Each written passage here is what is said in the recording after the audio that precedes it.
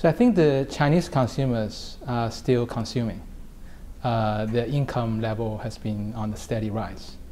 I think the Chinese government has made a very conscious decision to make sure the GDP growth is sustainable, rather than just using debt to fund another 4 trillion program. So consumers continue to consume. However, there are far more choices today than, let's say, 5 years ago.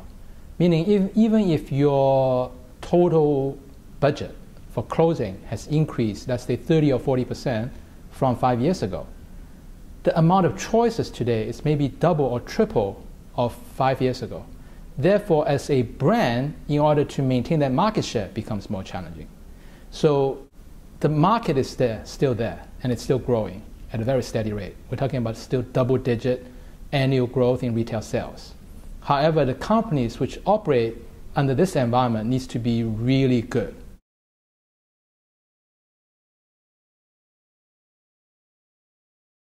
Yonghui Superstore was growing at a CAGR of 40 to 45% before 2010. And last year, the growth was moderated to around 40, or slightly around 40, or slightly less than 40%. And this year, the first half, they just released their results. It's about 23%. Now, obviously, as your base gets bigger, then your growth rate should slow down inevitably. But even from a same-store sales growth perspective, it has slowed.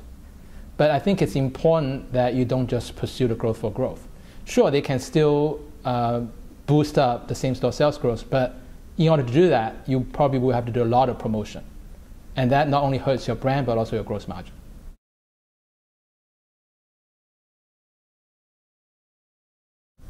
Thinking about the next 10 billion or $20 billion company, is there anywhere we can find another company that can grow its revenue to more than 10 billion? So obviously quite challenging in today's market. And we feel that one potential area where this type of company could still emerge is in the luxury auto sales market, meaning the 4S dealerships. The 4S dealership network penetration in China, especially in the lower tier cities, is still much less when compared to mature markets. Luxury car sales as a percentage of total car sales in China is also less than in mature markets. So you could argue that even in more mature cities, there is still growth for same-store sales. Right? Maybe BMW or Audi or Mercedes-Benz would not be granting out a lot of additional authorizations, but for the existing players in that market, you can still sell more because there are consumers who will continue to upgrade. That's correct.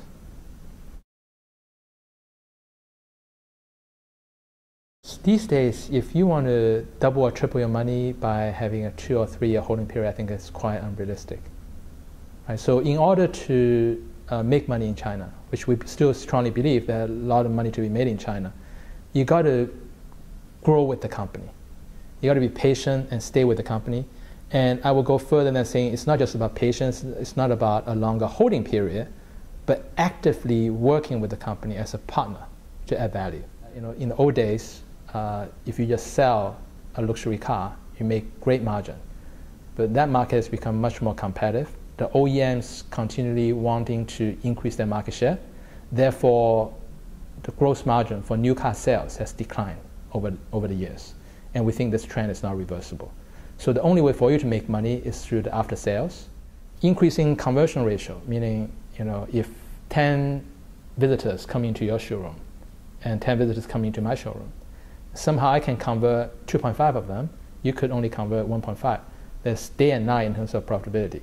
But it's easily said than done, right? Why can't I convert 2.5 while you can only convert 1.5?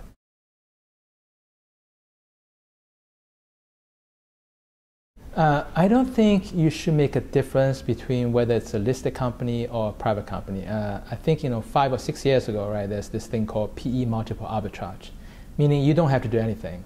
Today you enter this company at 6 times, and when it goes IPO, it's being traded at 20 times.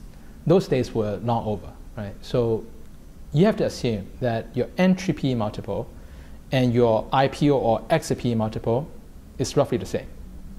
If you take into consideration that there is IPO dilution of roughly 20 to 25%, your exit P multiple will have to be higher than your entry just to break even, right?